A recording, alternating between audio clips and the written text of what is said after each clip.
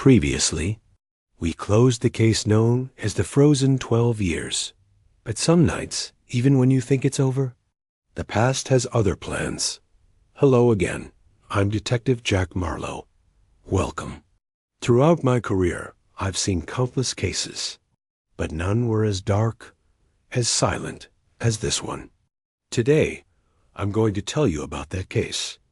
A years-long nightmare in the remote forest homes of Maine.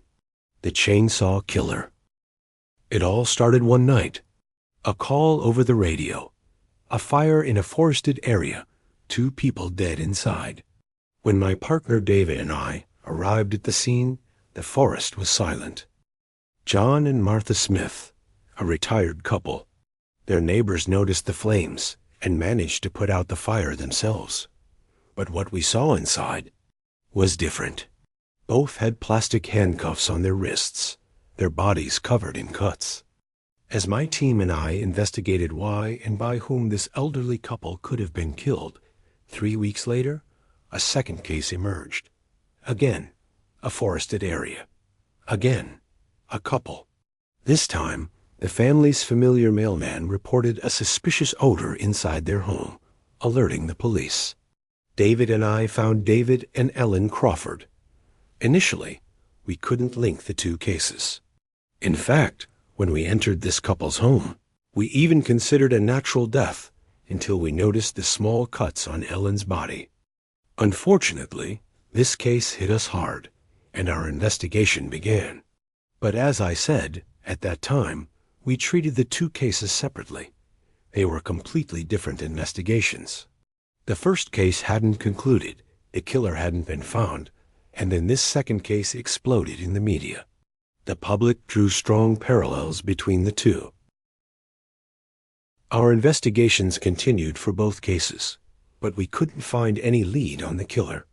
The local community was anxious, and we were under pressure.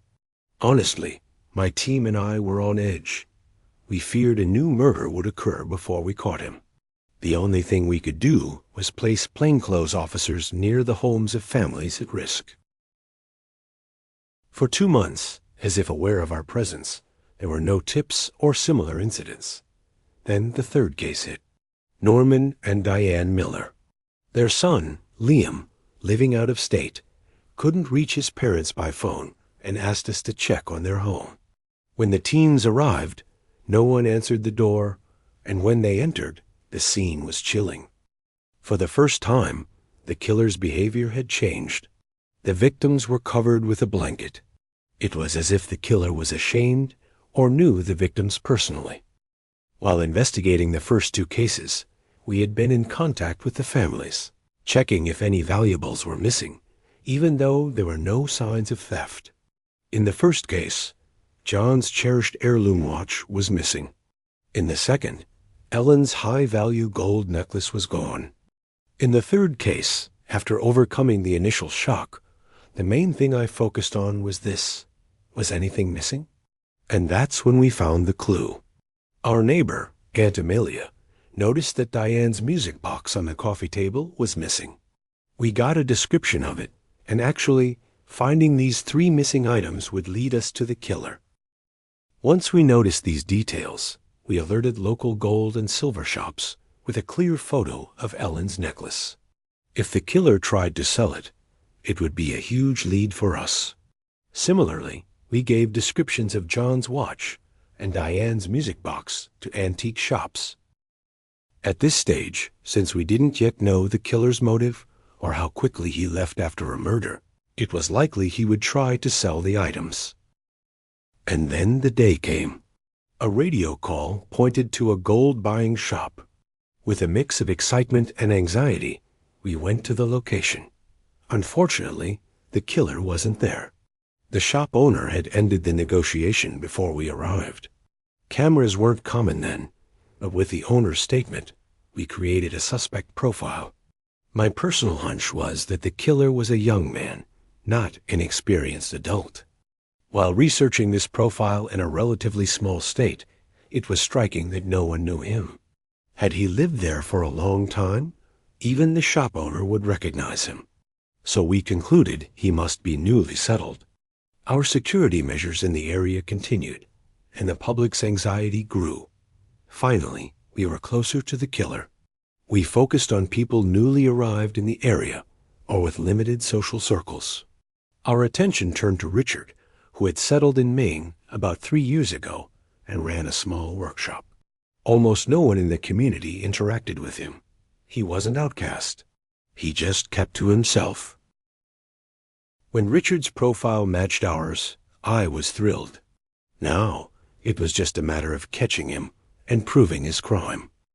We had his workshop and home under surveillance. He spent long hours at the shop and returned home late. David and I waited at a vantage point, and another team was stationed outside his home. After 2 exhausting nights, we decided to act. The killer was definitely him. We had his workshop and home under surveillance.